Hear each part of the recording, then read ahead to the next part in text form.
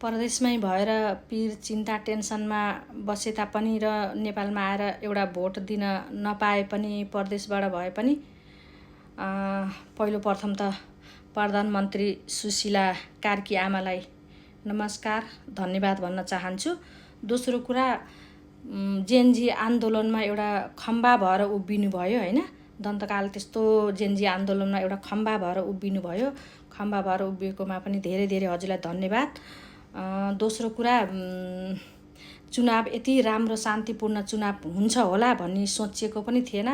भने भन्दा धेरै राम्रो भयो। कोही आमा बाबा दिदी बहिनी कसैका छोरा छोरी कसैलाई गुमाउनु परेन। धेरै धेरै धेरै धेरै हार्दिक बधाई सम्पूर्ण आम नेपाली र प्रधानमन्त्री सुशीला कार्की आमालाई।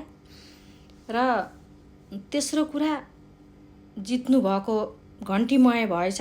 आम बतास हुरी जस्तो आएर एउटा घन्टीमय देश भएछ। उहाँहरूलाई पनि धेरै धेरै शुभकामना। एउटा नेपाली नागरिक भएर नेपालमै बसेकाले भोट दिएर हजुरहरूले जित्नुभएको। हार्नेले पनि धेरै धेरै बधाई छ। हारे भनेर टेन्सन नलिनु होला, किनकि हार्नेलाई पनि त्यही नेपालमै बस्ने आम दाजुभाइ दिदीबहिनीहरूले हजुरहरूलाई भोट दिनुभएकै हो हैन। नदिएको भए त्यही मत पनि आउने थिएन, दिनुभएकै हो। हजुरहरूले हार्नेले पनि के सोच्नुपर्छ भने अब मैले जनताको लागि आम दाजुभाइ दिदीबहिनीको लागि र मैले जनताको लागि केही कमी कमजोरी गरेथ्यौँ, हामीहरूले गरेथ्यौँ होला र त हामीहरू अहिले हार्यौँ भन्ने आफूलाई महसुस गर्नुपर्छ। जित्नेले पनि हर्षित भएर मैले जितेँ म भनेर एकदम आफ्नो अहमता घमण्ड गर्न हुँदैन। तेस्रो कुरा अनि जस्तो देशमा सुशासन छ हैन, दण्ड मृत्युमा लडेको आम दाजुभाइ नेपाली दाइ दिदी बहिनी छोरा छोरी देश विदेश नेपाल कता छन्, आफूले के गर्नुपर्छ, मैले के गर्दाखेरि राम्रो हुन्छ, मैले अब देशलाई कसरी लैजानुपर्छ, अब भावी पुस्ताको लागि अहिले जति देश विदेश जानुभयो अब भावी पुस्ताको लागि देश विदेश जानु पर्दैन।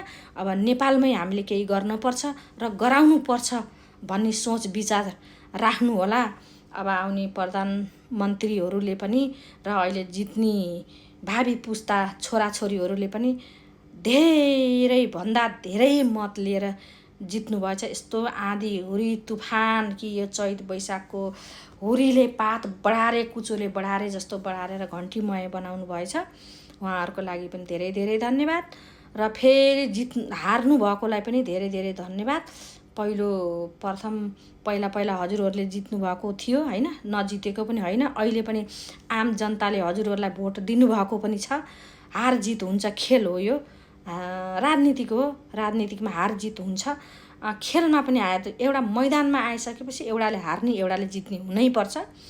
दुइटैको जित दुइटैको हार कदापि हुँदैन भन्दै फेरि पनि सुशीला आमालाई मन्त्रीलाई धेरै धेरै हार्दिक शुभकामना र जित्नेलाई पनि हार्नेलाई पनि र आम नेपाली नेपालमा बस्नुहुने दाजुभाइ दिदी बहिनी आम विदेशमा बस्नुभएकोलाई पनि सम्पूर्णलाई नमस्कार छ भन्दै देशकाले परदेशमा बसे पनि नेपालको यति चासो यति नेपालप्रति माया छ, धेरै भन्दा धेरै नेपालमा बस्नेको भन्दा परदेशमा आएका नेपालीहरूको यति रात दिन के अरे आफ्नो काम आफ्नो दुःख सङ्घर्ष एकातिर भए तापनि नेपालमा जति सक्ने मन तन मन ध्यान जति सबै नेपालमै गएको छ सबै दाजुभाइ दिदीबहिनीको भन्दै फेरि पनि धन्यवाद भन्न चाहन्छु।